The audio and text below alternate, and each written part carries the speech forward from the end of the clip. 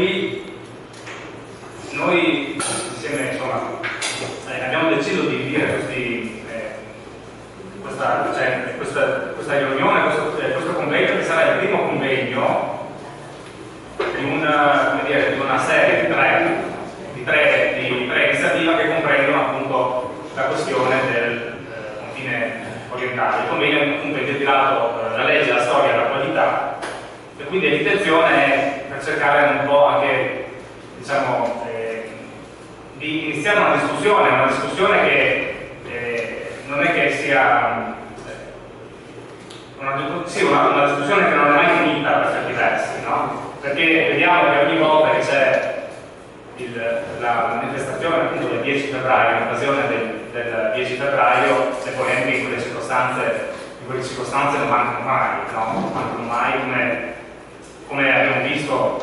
che non sono mancate anche quest'anno.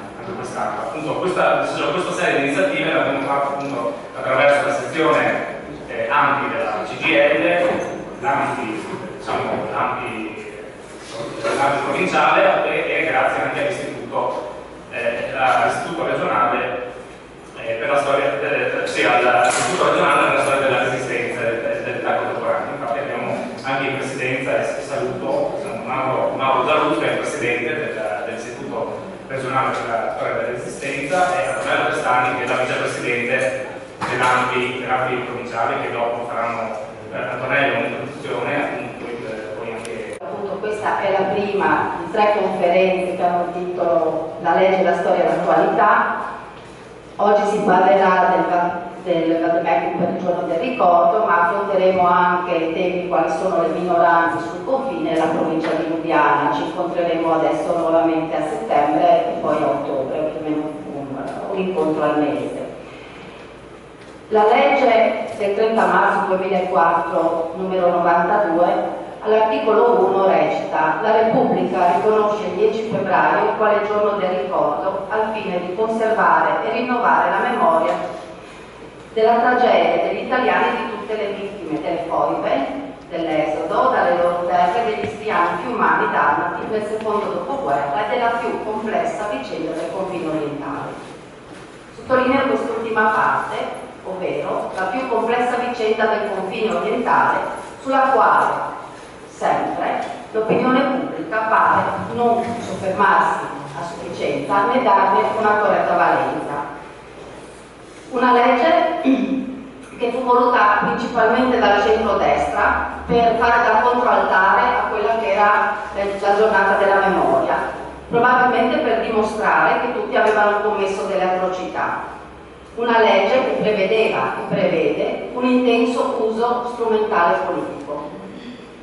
Facendo un breve passo indietro, quando nel 2000 la commissione mista storico-culturale italo-slovena, che si era insediata nel 1993, consegnò la sua relazione, che era intitolata Rapporti italo-sloveni tra il 1880 e il 1956, dopo 7 anni e oltre di lavoro, nessuno si illudeva che sarebbe stata accolta senza reazioni. Ci si aspettava un dibattito, una battaglia culturale, in quanto si sapeva che probabilmente sarebbe andata a collidere con quello che era la narrazione delle vicende del confine orientale, a me piace più chiamarlo confine italo-sloveno, che era sempre stata veicolata dall'informazione, dalla stampa, dalla TV e molto strumentalizzata.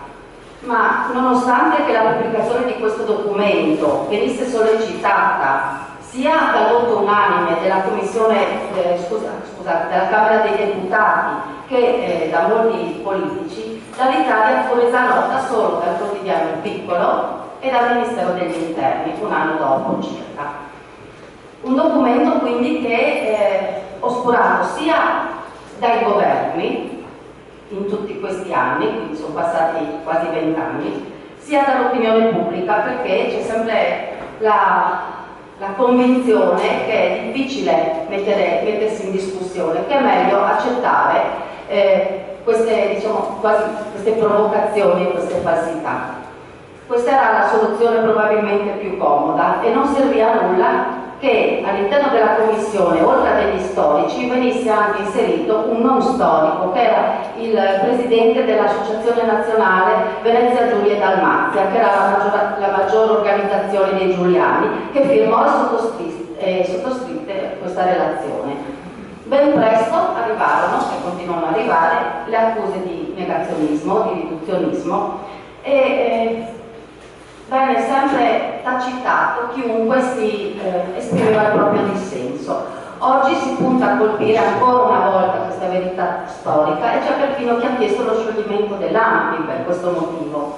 Invece di diffondere la relazione di questi storici che hanno continuato a lavorare negli anni, sia a Trieste che a Udine, a Gorizia, a produrre diversi documenti, dicevo, invece di diffondere questo documento nelle scuole e creare così una crescita civile e democratica dei nostri ragazzi e delle nostre ragazze, si punta invece a divulgare fumetti, film, che sono sempre intesi a suscitare delle emozioni che accentuano le divisioni, oltre che ci contrappongono,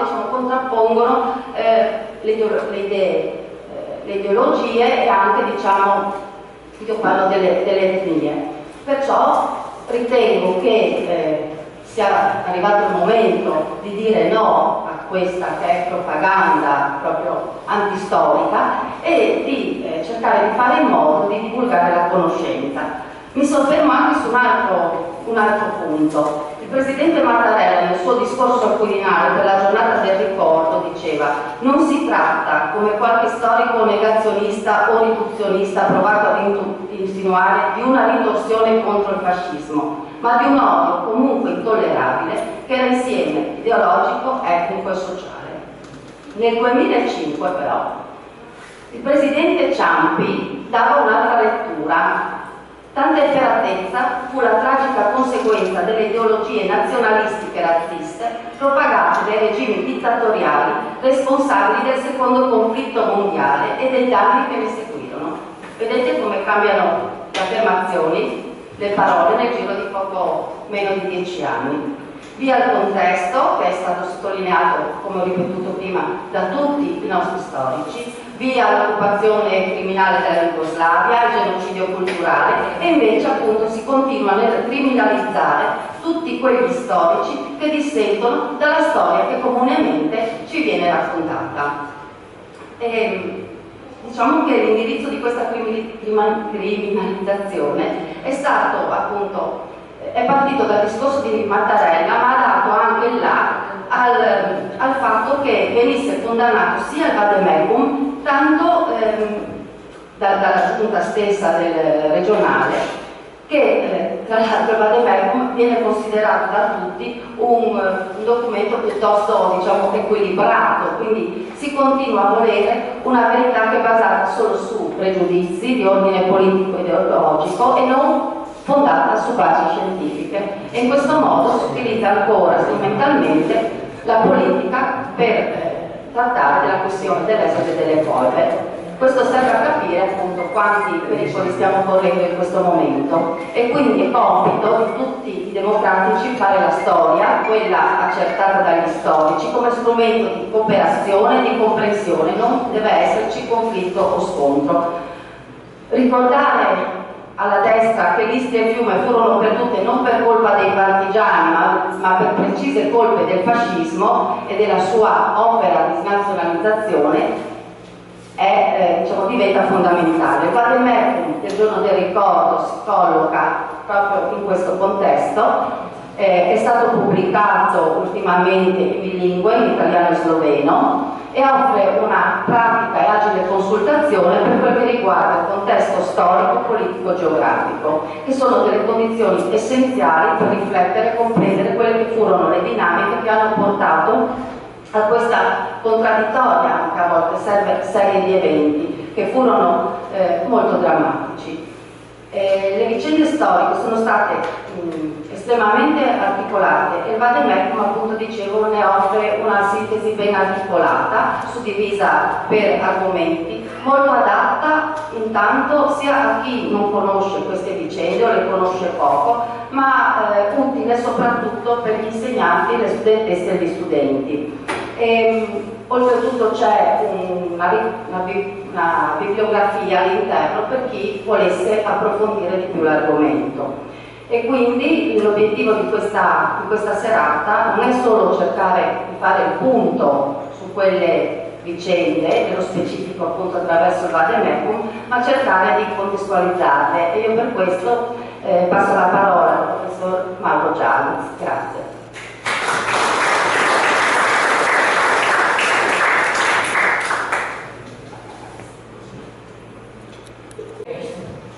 Nelle nostre terre ha vissuto dal VI secolo d.C. quelli che erano latini, marinai, romani rimasti nell'area costiera e la pressione delle popolazioni slave che arrivavano verso il mare.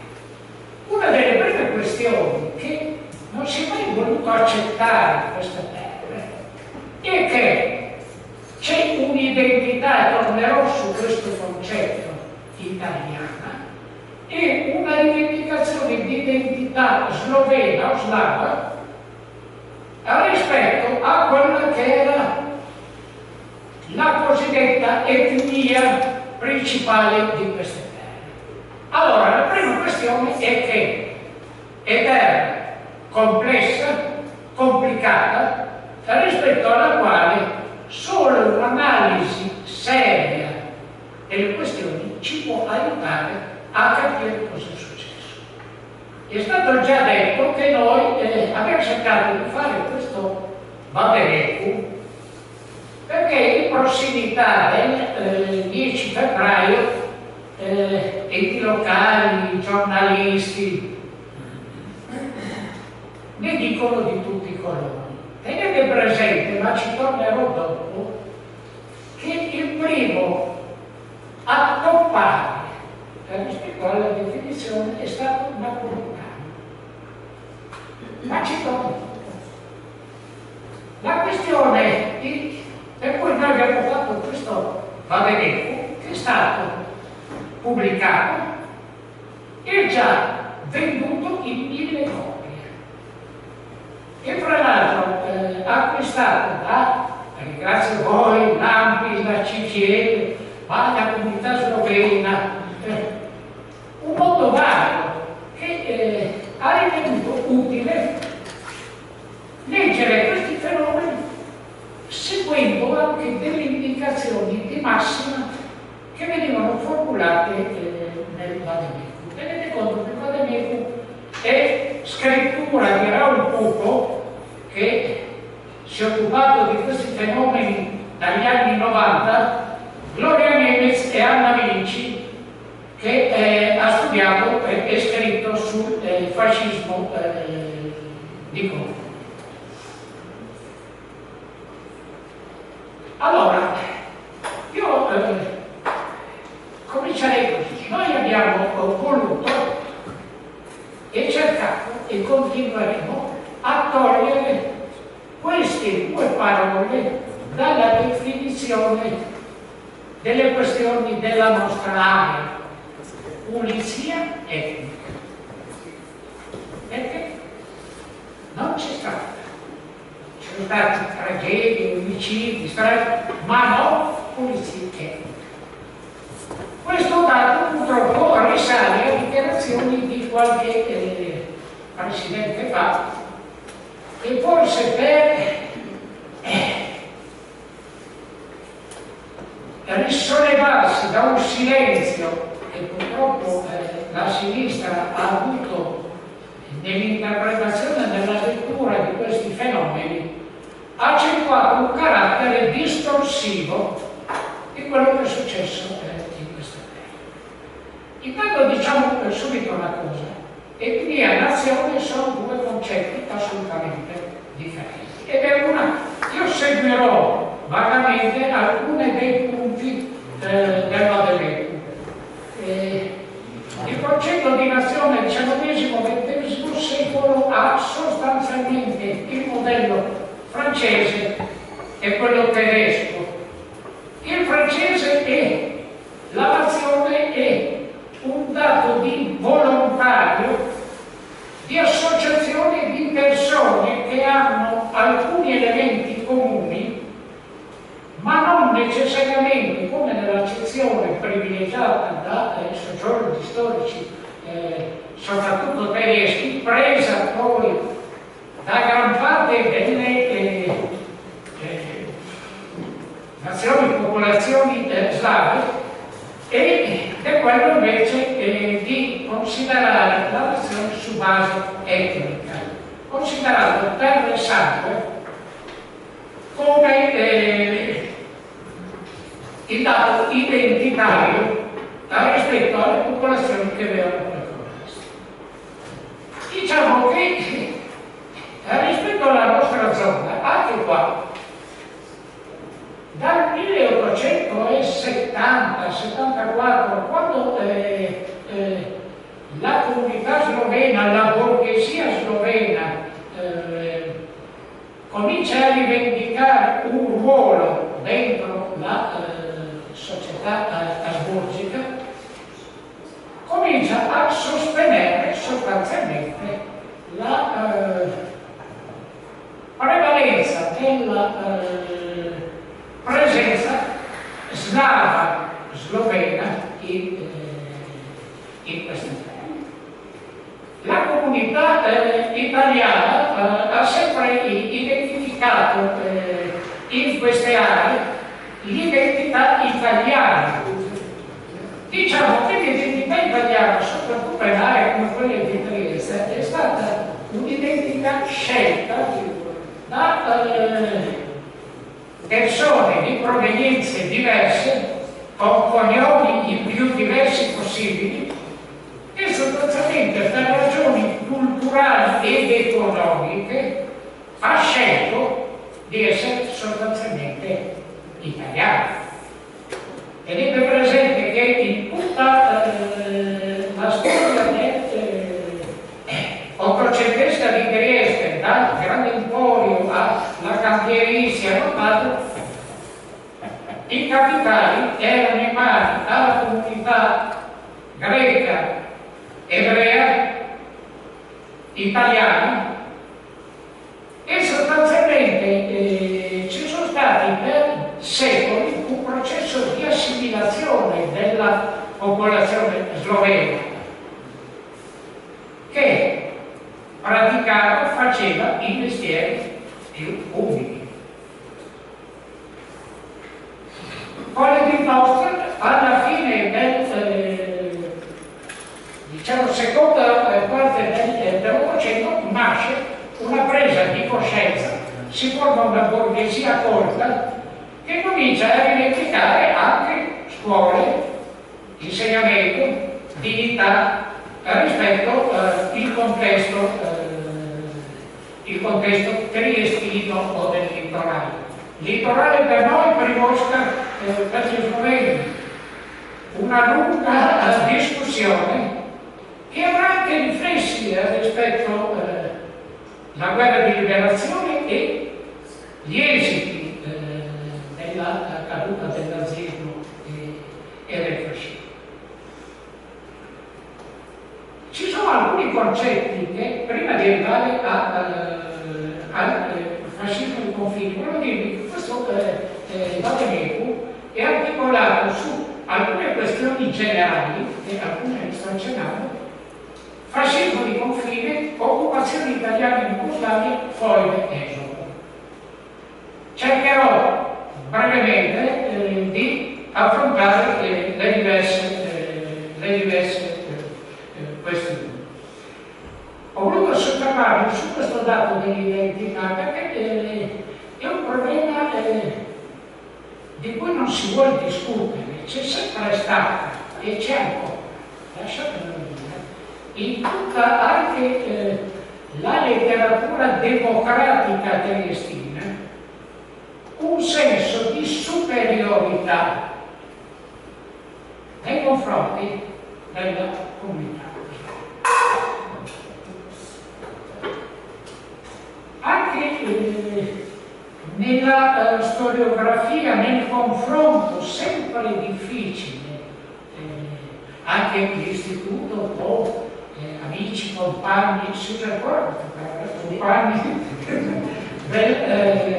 sloveni dell'Università di Lubiana, perché c'è una sostanziale diffidenza reciproca. Gli italiani non abbiamo perso, dico, questo senso di superiorità e gli sloveni ci indicano anche giustamente di aver costruito la storia di queste terre soltanto sulle fonti italiane, perché noi notoriamente non conosciamo per tante ragioni lo sloveno, mentre gli sloveni conoscono bene l'italiano e naturalmente tutte le fonti anche slovene. Un punto subito, prima di entrare sul fascismo di confini. Negazionismo, riduzionismo. Allora, intanto cominciamo con il discorso. Di negazionismo sostanzialmente non c'è. Anche le tesi più radicali della CERN, sostanzialmente portano a un riduzionismo. Cioè la questione qual è sostanzialmente? In anni e anni si è prodotta una pubblicistica e una storiografia che portava a delle esagerazioni clamorose. Voi pensate che la foiba di Cassovizia, intanto per cominciare, non è una foiba, ma è una miniera. Il secondo dato, siccome al di là di quanti sono stati i corpi ritrovati dal governo militare alleato, aveva fatto qualcuno brillantemente un calcolo dei metri cubi di cavità moltiplicato per i cosiddetti cadaveri e venuti fuori 3.000, 4.000, si sparano numeri infernali.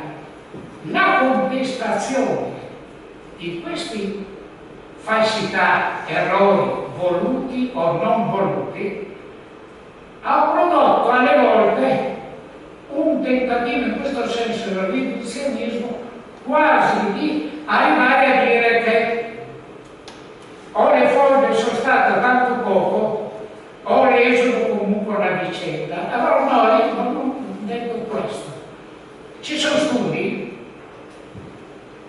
e diciamo che la storia, come è stato citato dalla Commissione italiana, la storia basata sulle fonti può essere condivisa, dovrebbe essere condivisa.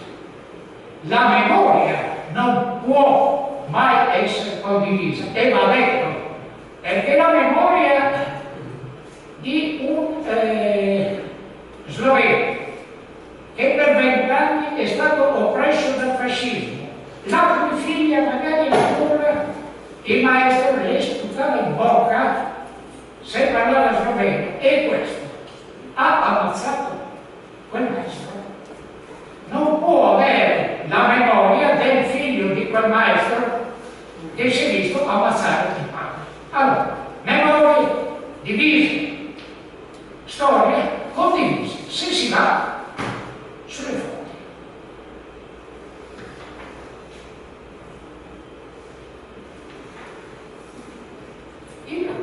Cominciamo dal fascismo di confine.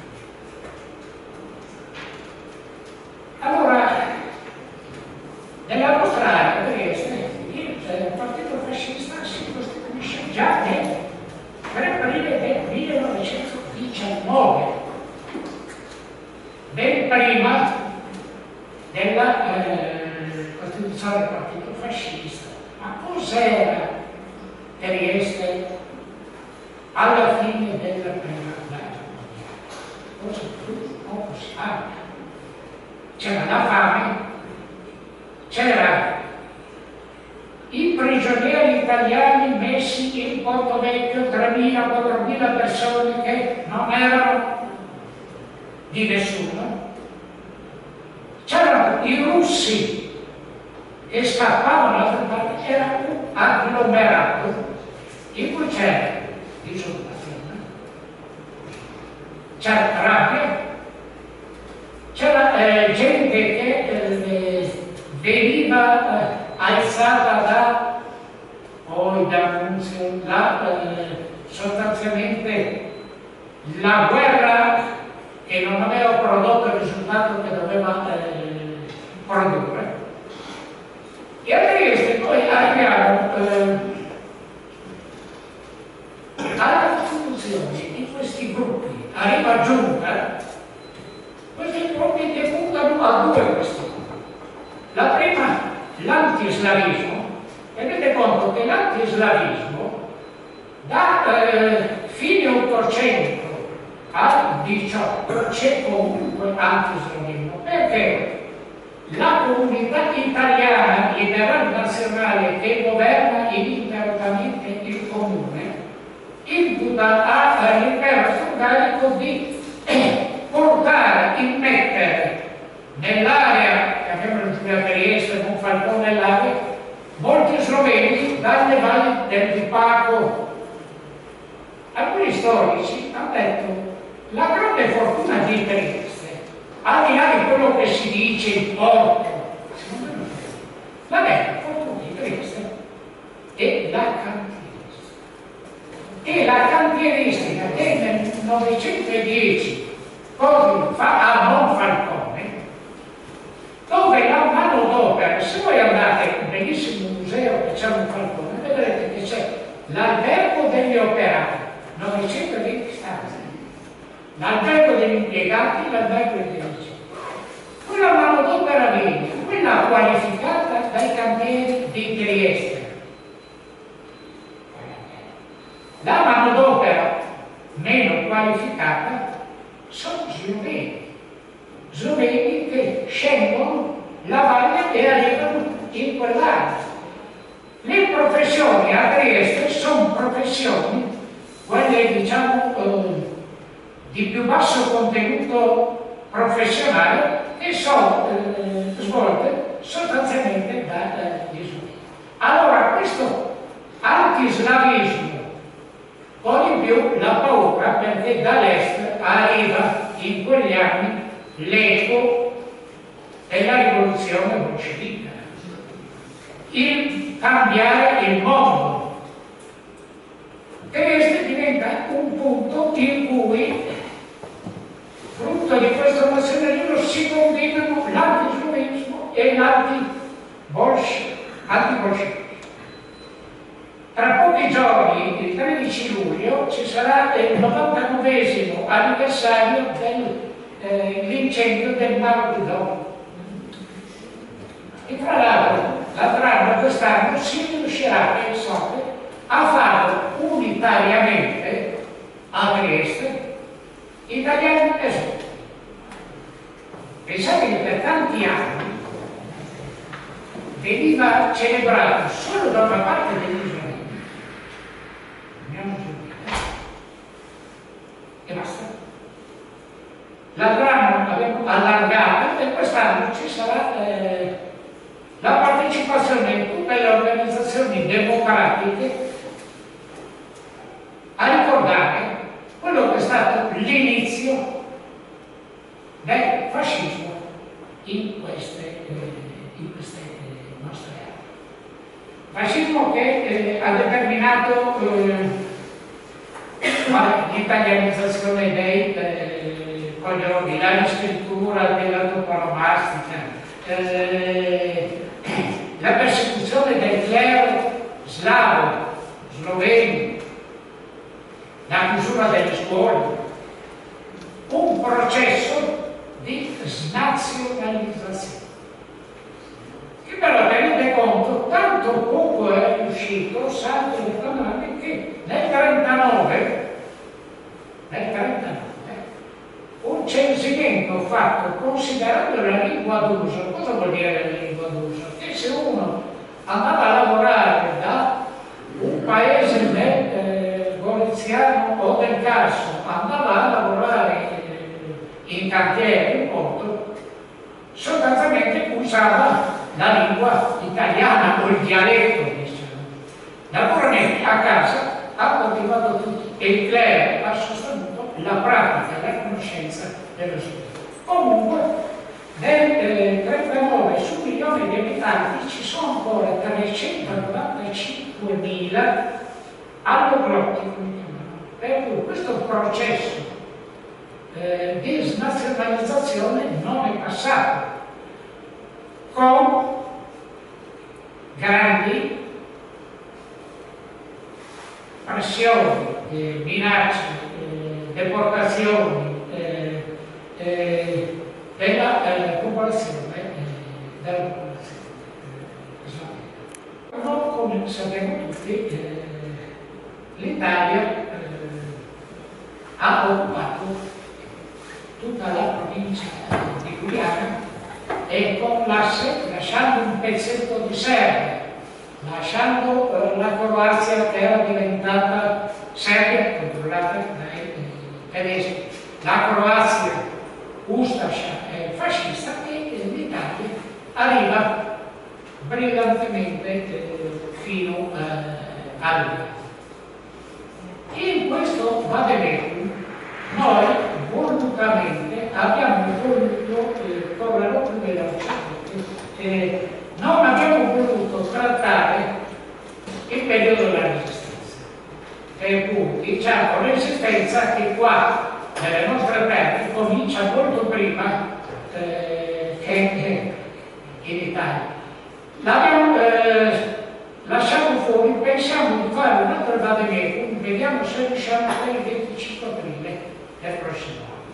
Perché sulla storia complessa, complicata della Resistenza in queste terre, Trieste, Falcone, Friuli, va letta con molta attenzione anche per evitare giudizi frettolosi o di parte che spesso si sentono. I crimini di guerra italiani, no, diciamo che soprattutto nelle zone dove già dal 1941 si costituisce l'OF, la resistenza slovena, in quelle zone gli italiani adottano la famosa circolare precisa generale Roatta del marzo 1942 e sostanzialmente è una guerra contro i cittadini. Per cui di crimini di guerra noi ne abbiamo fatti diversi, poi sapete che processi non si fanno. Il segnale guardatelo, Odun è un paese vicino a Fiume, Gaeta, sotto il Monte Maggiore. Il 12 luglio del 1942 i fascisti hanno sterminato tutti gli uomini dai 15-64 anni di quel paese e incendiato tutte le case. Diciamo che l'episodio di crimini di guerra che coinvolge più persone dopo Mazzarotta, ma nessuno in questa regione lo sa neanche, sicuramente gli altri sì, perché ci sono le celebrazioni e le commemorazioni.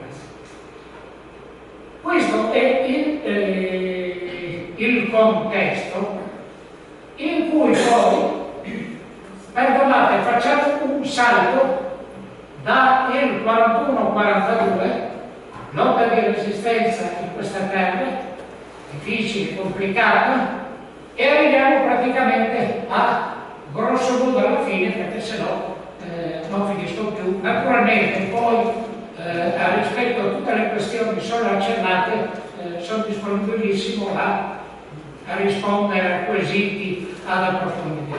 E arriviamo a quelle che sono le cose che piacciono ai nostri politici attuali, forme. Allora, diciamo che io che sono vecchio, ricordo 70 a Trieste, come a Trieste certi fascisti che scorazzavano per la città, Trieste era per il 10% del MIS, ma comunque in tutti gli anni del dopoguerra il Partito Comunista e anche il Partito Socialista hanno trascurato, sottovalutato quello che è stato in effetti un dramma della filiera. E poi, quando si tenta di recuperare, spesso si recupera male, per cui i recuperi cominciati da Napolitano sono cominciati sull'onda di quelle due famose parole per togliere pulizia etnica, perché fuori e esolo sono altri fenomeni, ma non pulizia etnica. Le foibe. Allora, facciamo una premessa. Subito dopo la guerra, a Trieste, studi più seri di storici dell'Istituto di Udine nazionale, tenete conto che l'istituto nel 1980, Damiano Foca, scrisse un articolo sull'unità di quella volta parlando, quando non si poteva parlare, soprattutto a sinistra di certe cose, ha parlato di esodo.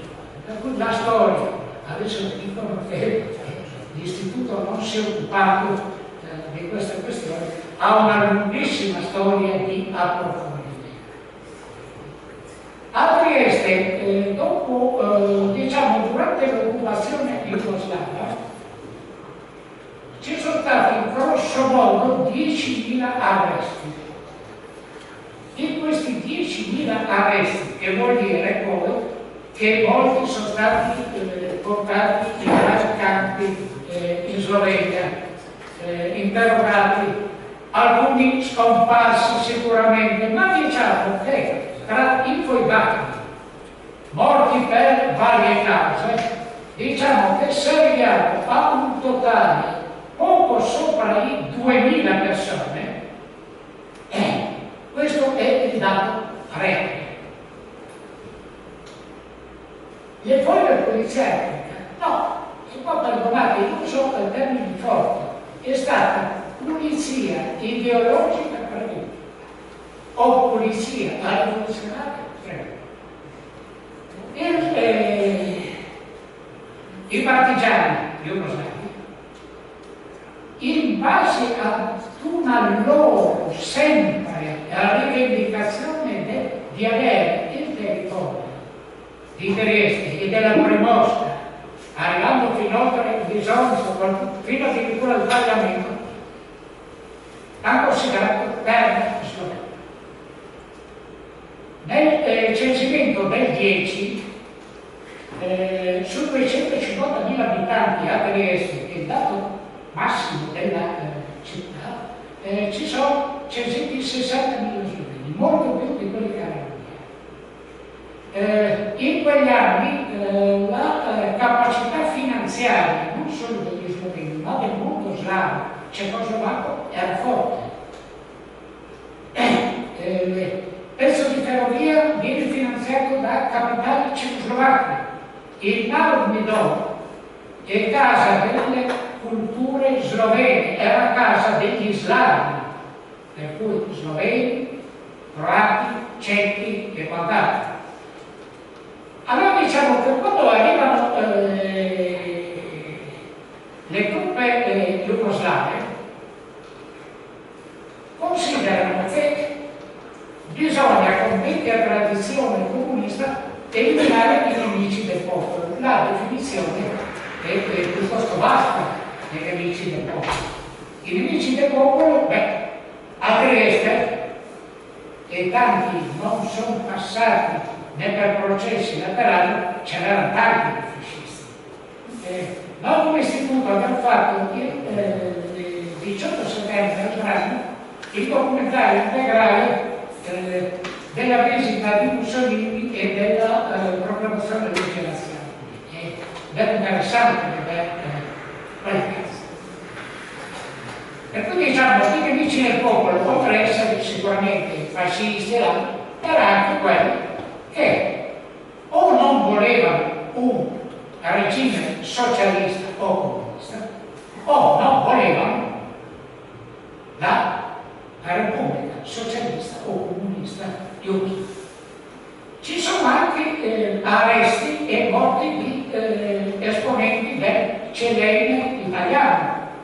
Allora diciamo che già Maserati, storico dell'istituto, ha calcolato sarà un centinaio di morti dispersi, perché sostanzialmente si opponevano a quella che era una preventiva pulizia di tutti quelli che non aderivano né all'opzione territoriale né all'opzione anche, fra virgolette, rivoluzionaria.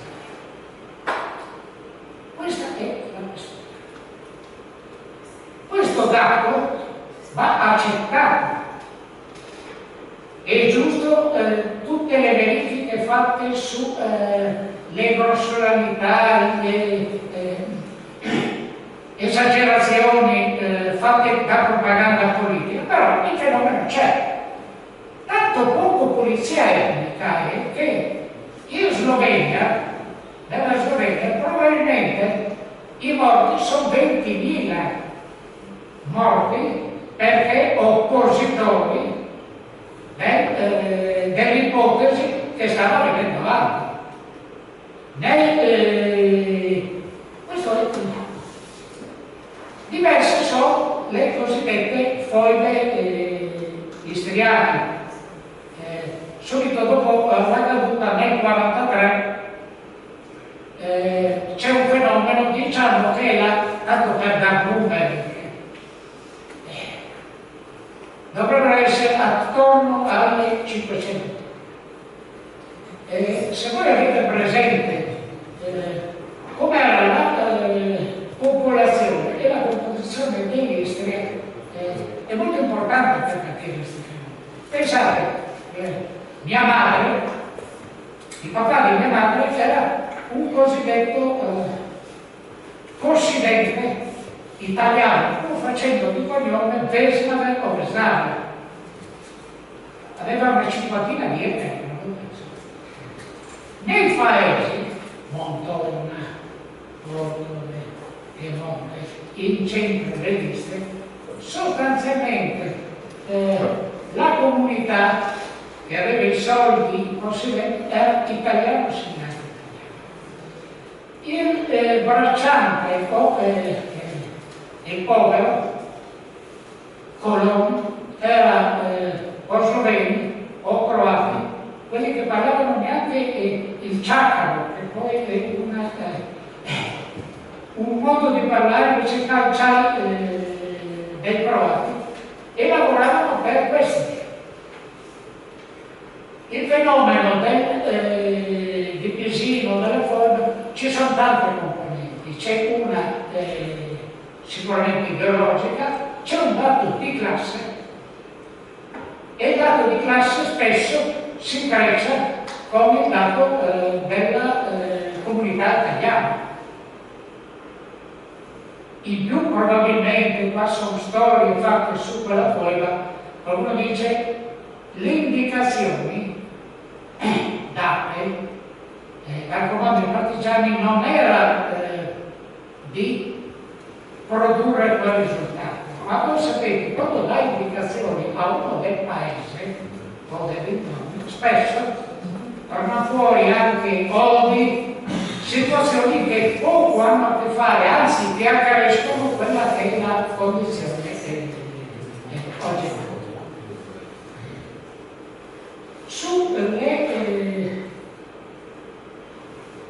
A pagina 17, dopo che lo vedrete che abbiamo prodotto sulle foibe il rapporto finale della Commissione culturale internazionale, per dare un dato che è un compromesso sofferto da entrambe le parti per arrivare a quel giudizio che viene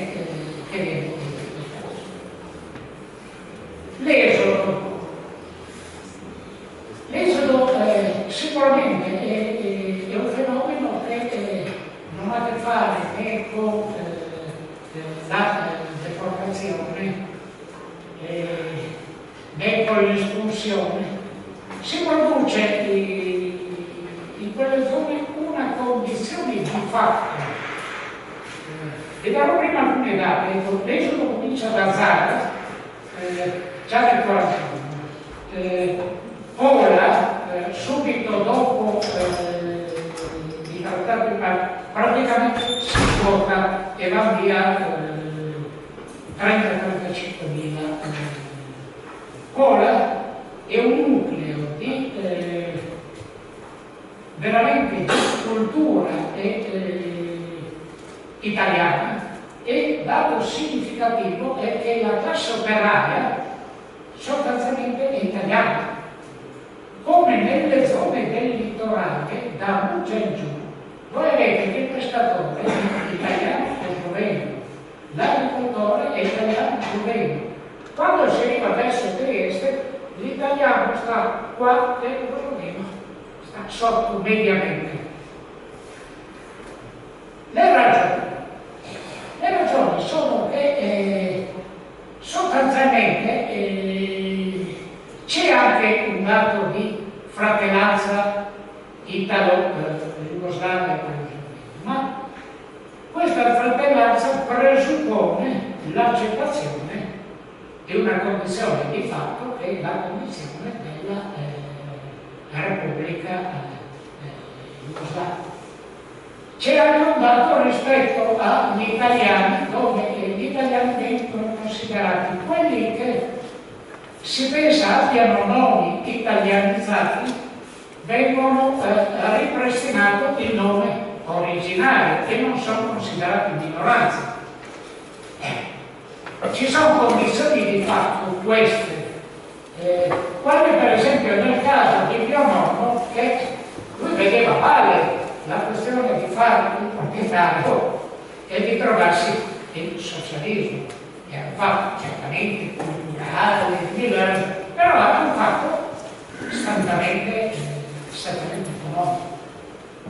Ci sono state anche tante vessazioni, diciamo, di vario tipo per indurre larga parte di questa popolazione a transitare in Italia dove è venuta. E disgraziati questi, tra l'altro, non sono, una volta arrivati in Italia, considerati benvenuti, ma addirittura erano un po' immigranti, quelli che arrivano adesso dal mare se non muoiono, perché portavano il lavoro, perché una certa pubblicistica di sinistra li consideravano fascisti, cioè, ha vissuto tempi difficili. Per cui due fenomeni, sia che sia riforma che l'esodo, sono cose di cui noi dobbiamo discutere. E dobbiamo discutere, soprattutto, dico io, serenamente all'interno della sinistra, perché anche la mia generazione, che per tutti gli anni 60, 70, 80, proprio per il pudore, il timore, la situazione politica che c'era, non ha affrontato fino in fondo questa questione.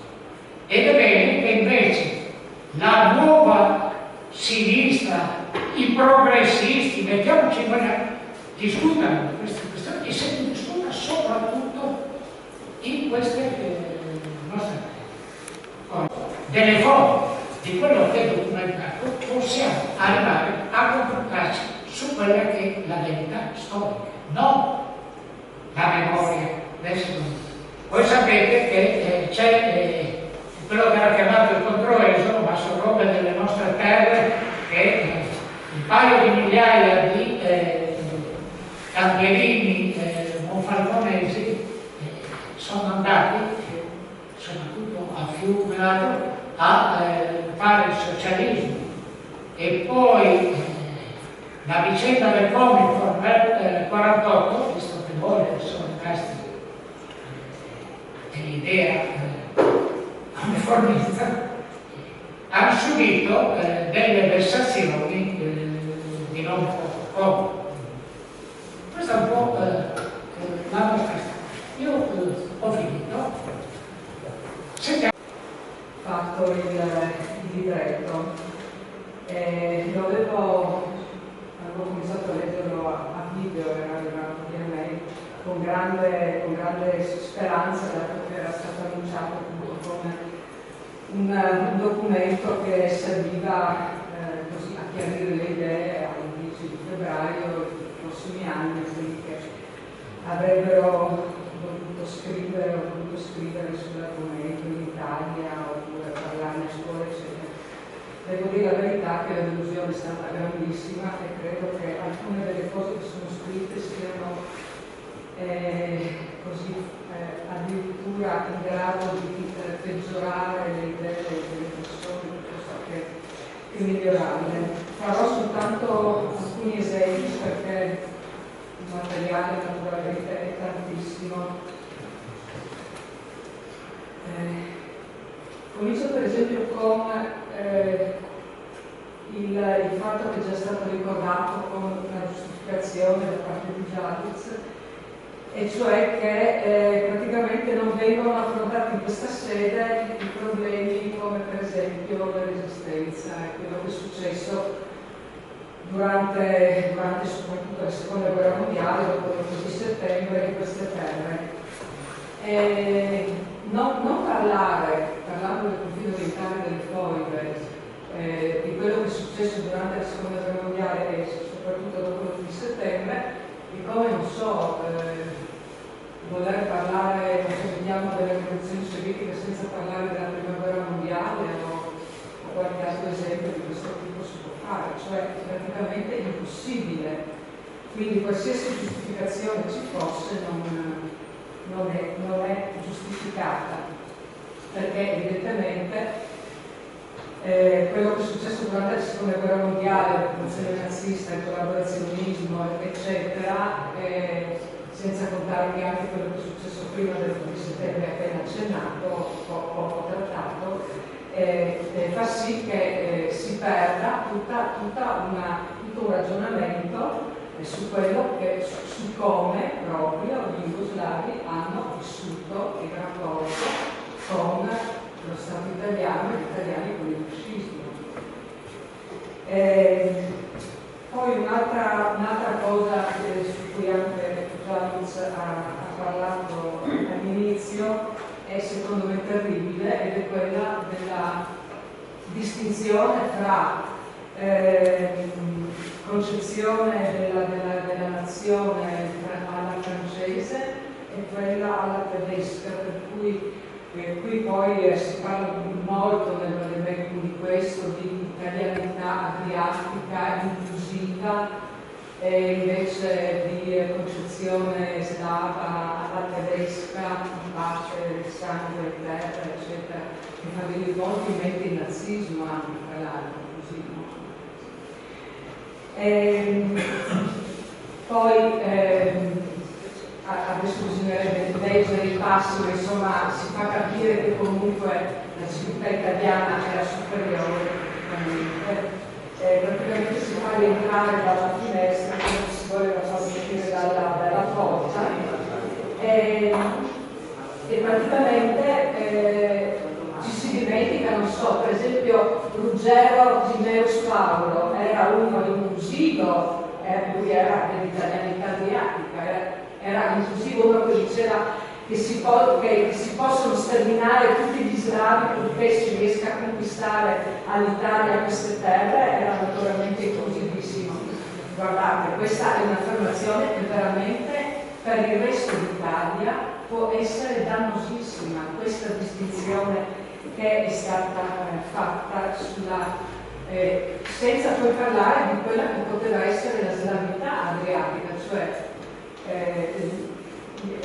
gli slavi del territorio come si concepivano veramente sangue e terra. A me non sembra che fosse così, per quello che ho letto, anche perché poi un'altra cosa molto grave che tu giustamente hai ricordato, però non lo si ricorda nel Vademecum, che gli gli storici sloveni conoscono le fonti italiane, mentre invece gli italiani, Pupo compreso, non conoscono le fonti slovene. Quindi non capisco come sul confine orientale nel 2019 si possa ancora fare una storia, un vademecum, senza tener conto di quello che hanno prodotto gli altri.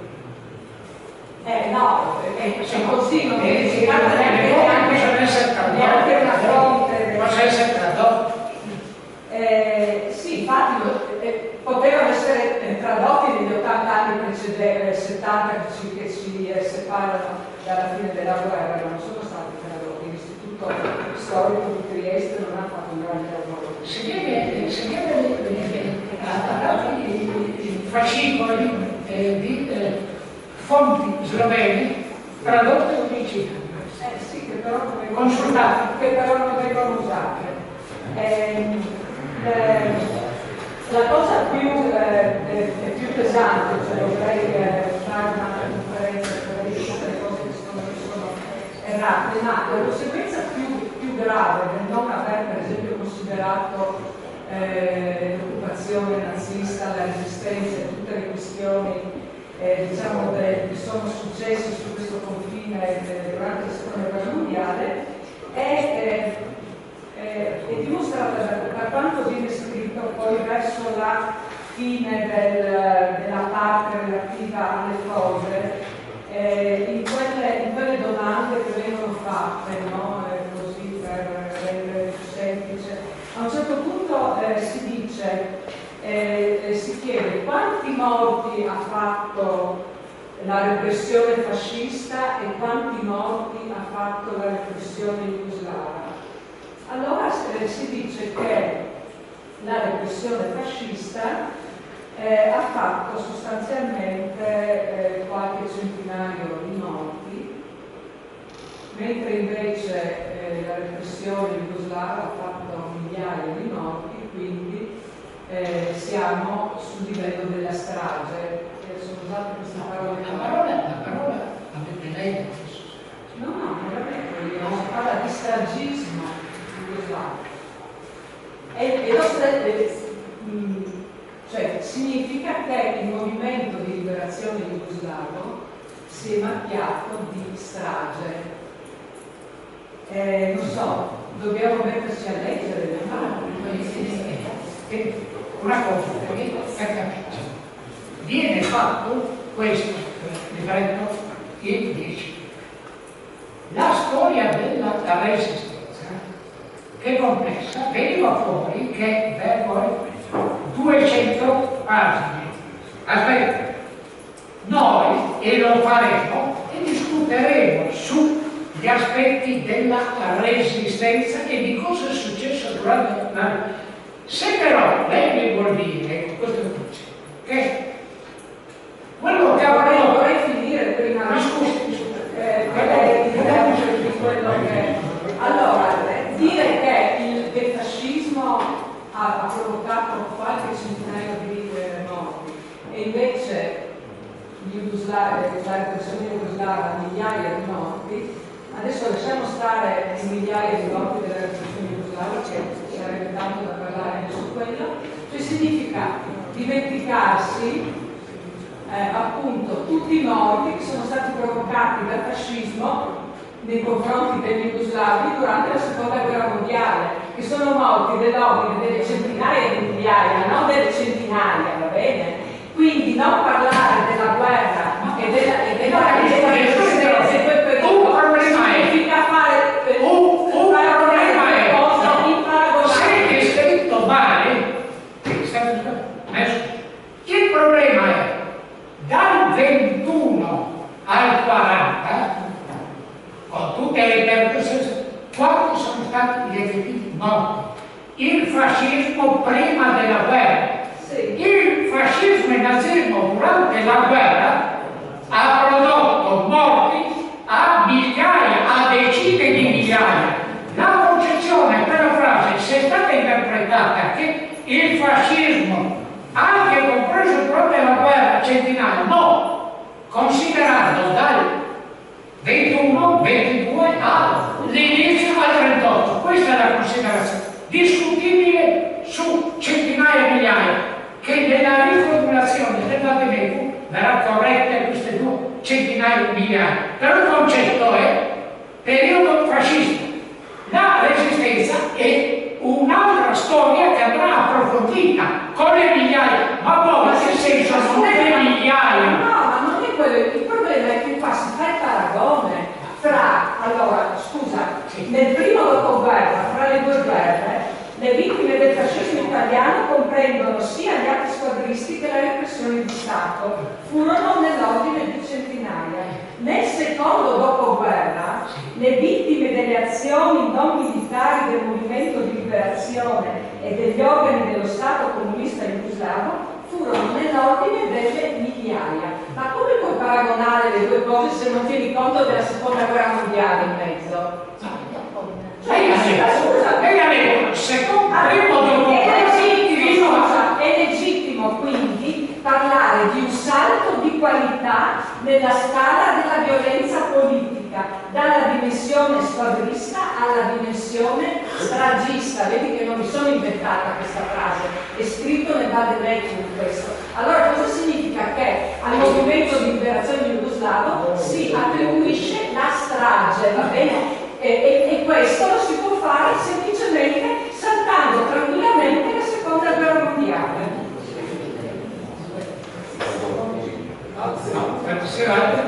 Altri